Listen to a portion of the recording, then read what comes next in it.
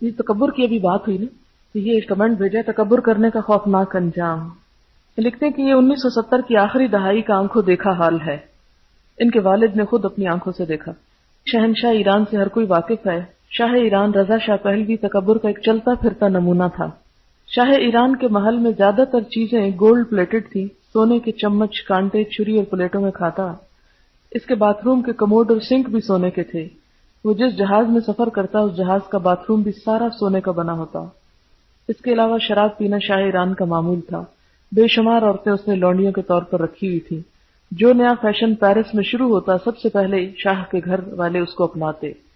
اس کے دور میں تمام ملک میں شراب خانے، جوئے خانے اور بے شمار کلب تھے جہاں پوری رات عورتیں رقص و سرود کی محفلیں جمائے رکھتیں.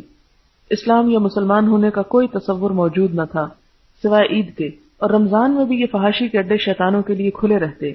شاہ ایران اور اس کے مشیر بہت تکبر سے امریکنز کو کہتے we are the super power and others are second to us. شاہ ایران کے ظلم کی بھی کوئی انتہا نہ تھی. جب بھی شاہ کی مخالفت میں کوئی جلوس نکلتا اس کی فوج کے سپاہی سارے جلوس کو گولیوں سے اڑا دیتے.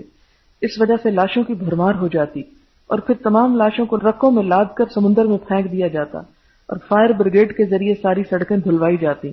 خمینی ایران کے شہر قم کے رہنے والے تھے. چونکہ وہ بھی شہنشاہ کے مخالفین میں سے تھے اس لیے شاہ ایران نے ان کو جلاوطن کر دیا. خمینی نے 40 سال تک حضرت علی رضی اللہ تعالیٰ عنہ کے مقبرے پر چلہ کاٹا.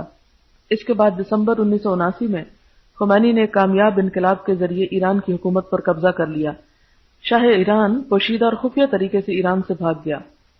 آپ کو معلوم ہے کہ خمینی خود تو باہر تھا ملک سے، تو کیسے ہوا تھا یہ سب کچھ؟ کیسیٹس کے ذریعے. کیسیٹ انقلاب ہے یہ. اپنے ملک سے نکلنے کے بعد شاہ ایران مختلف ممالک میں بھٹکتا رہا. کسی نے کہا ہے کہ عروج کو زوال ہے. جب شاہ ایران فوت ہوا تو اس کی ملکہ نے انگلینڈ، امریکہ، پاناما، فرانس، حالانکہ پاکستان سے بھی التجا کی کہ شاہ ایران کو دفن کرنے کی اجازت دی جائے، مگر کوئی ملک نہ مانا. آخرکار مصر کے بادشاہ انور سادات نے اس شرط پر اسے دفن کرنے کی اجازت دی کہ ملکہ فرا دیبا اپنے بیٹے کی شادی اس کی بیٹی سے کرے. ادھر خمینی نے ملک کا نقشہ ہی بدل دیا. ان کی پارٹی کا ایک ہی نعرہ تھا کہ سپر پاور از اونلی اللہ. ملک کی مسجدیں پھر سے آباد ہو گئیں، پورا نظام اسلامی ہو گیا. یہ تب ہی کی بات ہے جب بہت سارے ایرانی جو اسلام کی تعلیمات پر عمل نہیں کر سکتے تھے کابل کی طرف ہجرت کر کے گئے اور آج کل ہمارے ملک میں شر پھیلانے میں سرگرم ہیں. خمینی نے جہاں اسلامی نظام نافذ کیا وہاں بہت سے لوگوں کو صرف اس لیے قتل کر دیا کیونکہ وہ شاہ ایران کے مشیر یا فوج میں تھے. ان کو قتل کرنے کا طریقہ یہ تھا کہ ایک بڑے سے اوون میں ان لوگوں کو ڈالا جاتا اور ایک بٹن دبا دیا جاتا اور وہ راکھ بن کر باہر نکلتے. یہ ویسے غیر اسلامی بات ہے.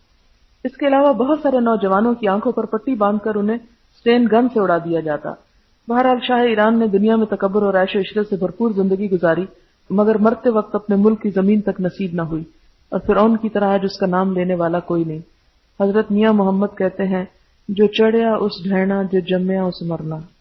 جو چڑھیا اس ڈھینا جو جمیا اس مرنا.